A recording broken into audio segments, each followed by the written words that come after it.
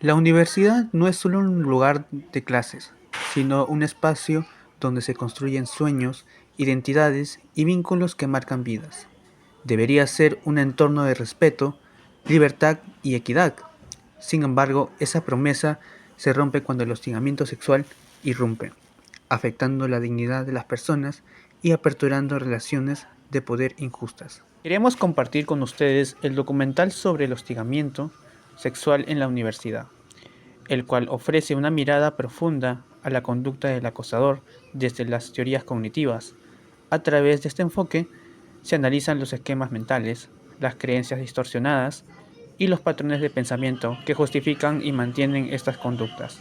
Comprender estos mecanismos es clave para prevenir y transformar esta problemática en nuestros espacios educativos. ¿Y en tu entorno universitario has escuchado sobre algún conocido o allegado que haya pasado por esta situación? No conocido, pero sí he escuchado rumores, ¿no? Que hay docentes que te escriben por medios informales y no es una relación profesor-alumna, ¿no?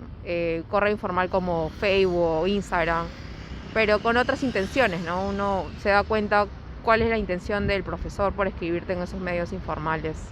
Él regresándonos, dejándonos en el paradero a cada alumno, mis compañeros se bajan a la altura de 2 de mayo y a mí me dirige al paradero Wilson. Es ahí donde él me toca las manos, me besa las manos, yo tenía mis manos encogidas y él me decía, relájate abriéndome las manos así. Y es donde él me dice, Flor, tú a mí me gustas y yo siento que a ti te gusto. Recibimos denuncias de docentes y alumnos, ¿no? Más docentes, porque los docentes saben que tienen este poder, ¿no? De conversar con las chicas por WhatsApp, e insistirles o insinuarles ciertas cosas y jugar con la nota de ellas, ¿no? Es lo que básicamente hacen. Y como te dije, también las denuncias pasadas que ya se venían arrastrando y comenzaron recién a aparecer.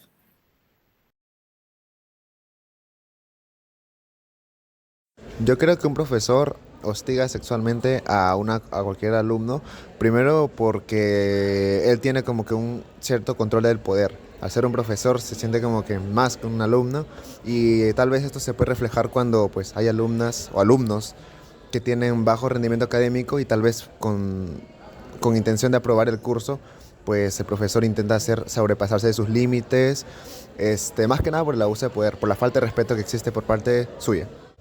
Yo lo relaciono mucho con el machismo, ya que algunos profesores tienen esa idea patriarcal de que pueden acercarse a una mujer en cualquier contexto, entonces eso le da el poder de acosar o hostigar a las alumnas. Bien, yo creo que el acoso se podría dar de un estudiante a otro porque eso también viene normalizado desde la casa, con los padres que tal vez no vieron en algún momento que el hijo tiene algunos comentarios al respecto de otras chicas, entonces al no decirle algo, detenerlo, él todavía lo sigue haciendo y lo puede seguir haciendo hasta en la universidad, lo cual con algunos comentarios y chistes, si no son detenidos por el docente u otros compañeros que le hagan le comuniquen que no está correcta esa manera de hacer los chistes o hablar de los demás, él va a seguir haciéndolo y así entre otros compañeros más lo van a normalizar. Yo considero que es porque el profesor o una autoridad superior se siente, vale la redundancia, superior o de mayor jerarquía al alumno, pues no, y siente que lo puede controlar con las notas o con alguna amenaza externa que pueda tener. Desde la teoría cognitiva de Ellis, el comportamiento del acosador puede explicarse a partir de sus esquemas cognitivos, que son creencias profundas y generales sobre el mundo, los demás y uno mismo. Un esquema típico en esos casos podría ser tengo poder sobre otro o no puedo ser rechazado. Estos esquemas actúan como principios y guían la forma en que la persona interpreta cada situación. A partir de estos esquemas, el agresor realiza evaluaciones cognitivas, es decir, interpretaciones concretas de los hechos, e inadecuadas en este caso. Por ejemplo, si una alumna responde amablemente a un mensaje de WhatsApp de un profesor, el esquema no puedo ser rechazado puede llevar a un docente a pensar, me responde rápido, seguro está interesada en mí.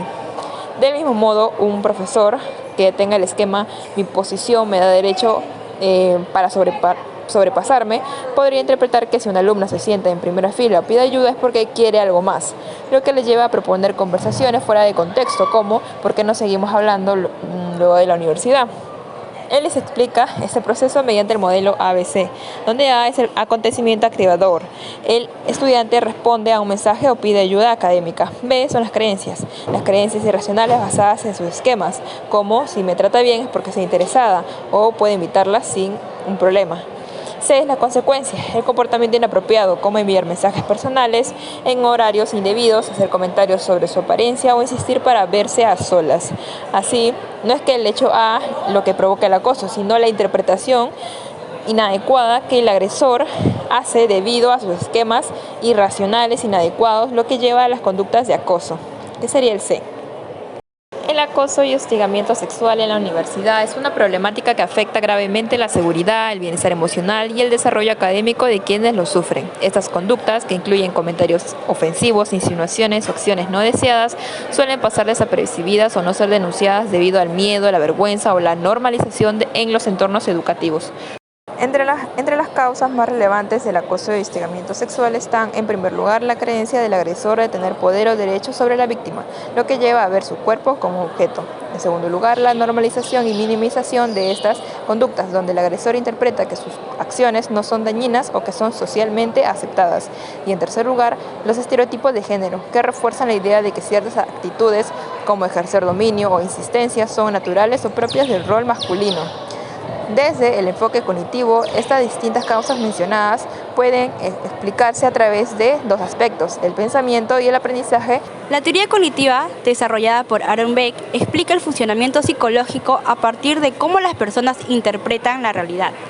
Según esta teoría, cada individuo construye sus esquemas cognitivos, los cuales están basados en experiencias que son significativas. Estos esquemas van a funcionar como un filtro mental que van a organizar y dar sentido a la información que recibimos de nuestro entorno.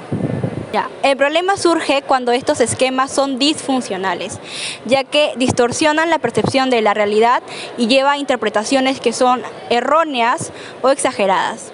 A partir de estos esquemas es que se elaboran los que son los pensamientos automáticos, los cuales son ideas breves, espontáneas y conscientes y que surgen sin reflexión y que la persona lo asume como verdadero. Estos pensamientos están fuertemente relacionados con las creencias personales rígidas y en muchos casos son base a emociones que son negativas o comportamientos problemáticos.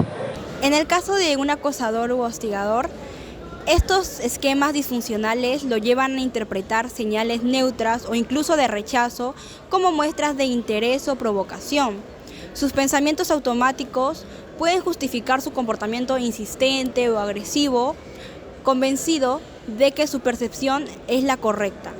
Por ejemplo, ellos pueden pensar, si me mira es porque quiere algo conmigo, sin tratar de cuestionar la validez de esta idea. Es por eso que, a modo ya de conclusión, la distorsión cognitiva refuerza estas conductas que son inapropiadas o incorrectas. En base a esta problemática surgen tres hipótesis.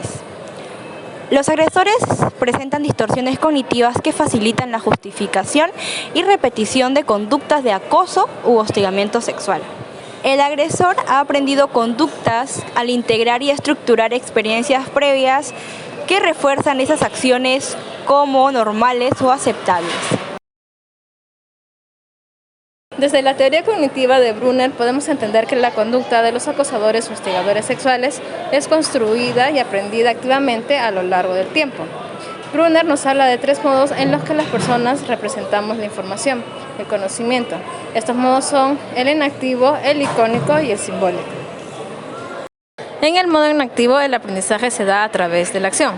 Los acosadores u hostigadores sexuales pueden haber tenido experiencias pasadas en donde, por ejemplo, hayan realizado conductas como tocar indebidamente a una persona y no les hayan puesto algún límite. Y si es que esto pasó más de una vez y no se le corrigieron estas conductas, pues el acosador o hostigador puede haber aprendido estas como aceptables, como formas válidas de relacionarse con los demás.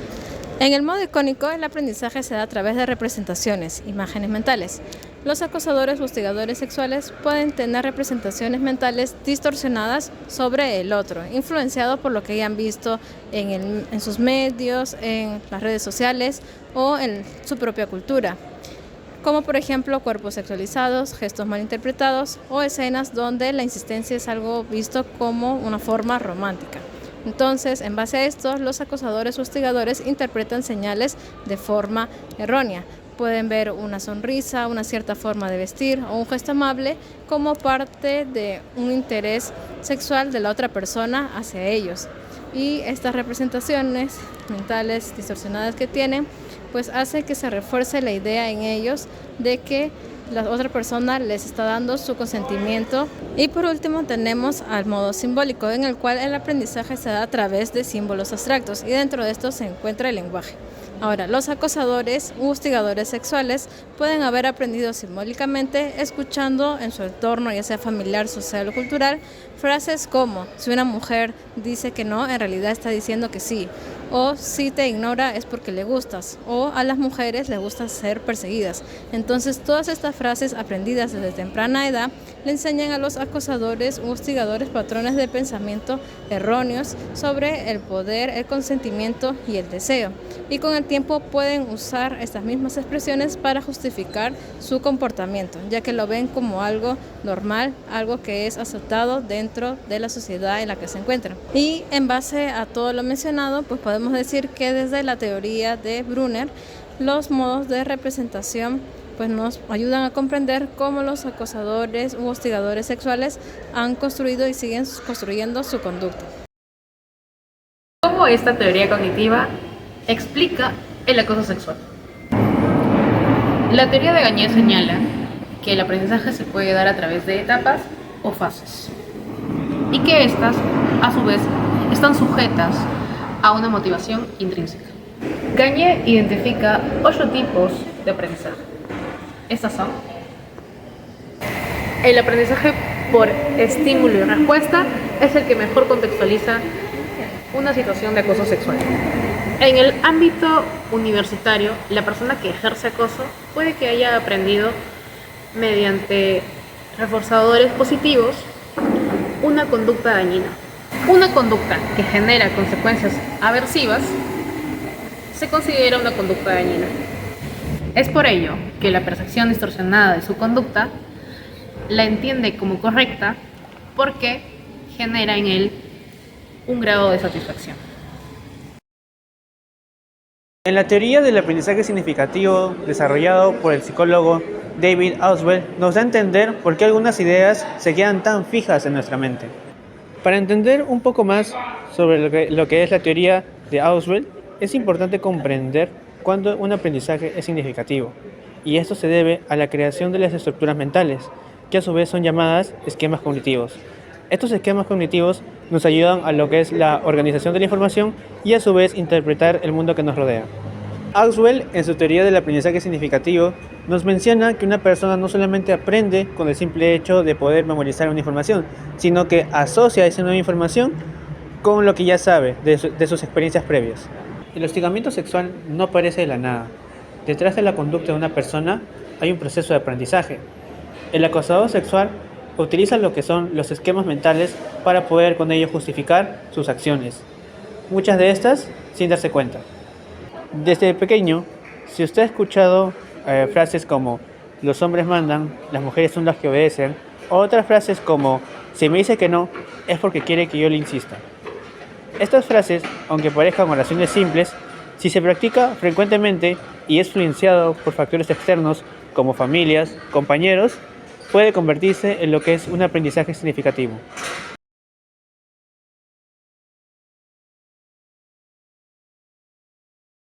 ¿Usted considera que estas creencias irracionales de alguna forma están influenciadas por estereotipos de género y por lo tanto podrían estar detrás de la interpretación de un agresor y por lo tanto aquello como consecuencia hacen ese tipo de actos? Sí, sí, también una muy buena pregunta. Yo considero que sí, que hay ciertas creencias, por ejemplo, haciendo como un análisis, ¿no? Un resumen, estas creencias están relacionadas con si no dice nada es porque le gusta. O sea, el agresor piensa, la víctima, las víctimas tienen ciertas características, ¿correcto? Empiezan a desarrollar un perfil. los agresores identifican rápidamente quién podría ser potencialmente su víctima, porque identifican también un perfil. De repente es una persona que está más aislada, que es muy introvertida, muy tímida, que ante a cualquier comentario prefiere mantenerse callada y no cuestionar, no refutar, ¿no? Ante un comentario a veces inadecuado que pueda hacer el agresor. Entonces él identifica rápidamente esta persona, ya que yo la puedo ejercer cierto poder o control o dominio sobre ella y luego hostigarla o acosarla. Culturalmente yo creo que aquí también hay que trabajar mucho desde el aspecto cultural. ¿Cómo es que en nuestra cultura nosotros entendemos o interpretamos algunos pensamientos o conductas y luego llegamos al extremo de creer que eso es lo que me está diciendo la otra persona cuando en ningún momento me dio su consentimiento? ¿Qué ideas o pensamientos suelen tener quienes cometen estos actos? Bueno, mayormente quienes cometen estos actos tienen pensamientos o ideas distorsionadas con respecto a la responsabilidad, con respecto a la superioridad, ¿no? Y con respecto a la minimización de la víctima, ¿no? Entonces hay tipos de pensamiento como de repente solo fue un chiste, yo no hice nada malo, ¿no? Ella lo quería y se hacía de rogar, ¿no? De repente frente a una situación en concreto que se da en el espacio donde ustedes están, en el espacio universitario, muchas veces tienen esa necesidad de poder y sienten que como a veces en algunos contextos, en base a mi experiencia, se han normalizado las conductas de naturaleza sexual y sexista. Estas personas piensan que tienen un poder y que nada les va a pasar, ¿no? Entonces, hay pensamientos donde evaden la responsabilidad, donde minimizan, ¿no? Y donde pues tienden también a sexualizar a la mujer, ¿no? En general, y a la inversa, porque también en base a mi experiencia, también hay desde el otro lado, ¿no? También hay mujeres que acosan hombres, ¿no? No solamente es, ahora ya en nuestra realidad era un tema tabú, pero ahora se habla un poco más de esto, ¿no? Este documental nos permitió comprender que el hostigamiento sexual se origina en formas de pensar distorsionadas que muchas veces se aprenden sin cuestionar. Analizar la mente del hostigador desde las teorías cognitivas revela cómo ciertas creencias justifican estas conductas. Si queremos una convivencia más segura y libre de violencia, debemos empezar a transformar la manera en que pensamos sobre el poder, las relaciones y el respeto. Contrastación de la primera hipótesis. A partir del contenido presentado en el documental y la revisión realizada, se confirma que los agresores sexuales mantienen formas de pensar que justifican sus conductas. Se identificó que, a través de ideas equivocadas y distorsionadas, tienden a culpar a la víctima, minimizar el daño ocasionado o incluso percibir su comportamiento como algo aceptable. Estos hallazgos respaldan lo planteado en la hipótesis inicial, donde se afirmaba que las distorsiones cognitivas facilitan la repetición de las conductas de acoso u hostigamiento sexual. Contrastación de la segunda hipótesis. A partir del análisis realizado desde las teorías de Brunner, Ausubel y Gagné, se confirma que el agresor aprende conductas de acoso u hostigamiento sexual al integrar experiencias previas que refuerzan dichas acciones como normales. Se evidencia que, a través de esquemas previos, modos enactivos, icónicos y simbólicos, así como niveles jerárquicos de aprendizaje, el sujeto estructura estas conductas como válidas y coherentes con su entorno.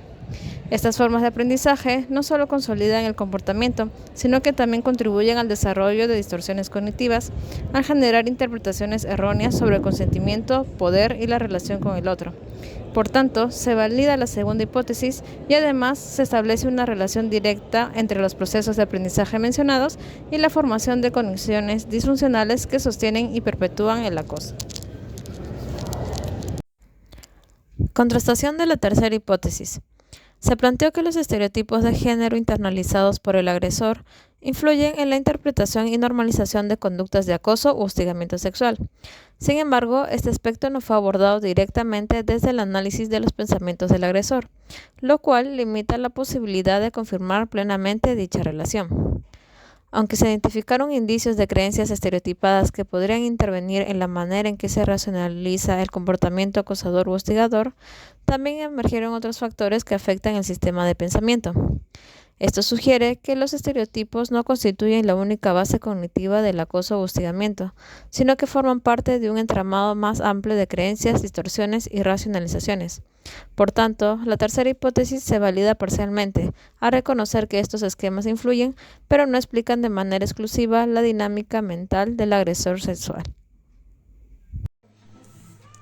Como parte de la retroalimentación, consideramos que el acoso u hostigamiento universitario, visto desde distintas teorías del aprendizaje y la cognición, puede entenderse como el resultado de interacciones donde tanto el agresor como la víctima han desarrollado patrones de pensamiento y conductas influenciados por su entorno, experiencias previas y estructuras cognitivas. Estas teorías coinciden en que el agresor suele reproducir conductas aprendidas, muchas veces normalizadas social o culturalmente, mientras que la víctima interpreta y responde a estas experiencias según sus esquemas mentales y creencias personales.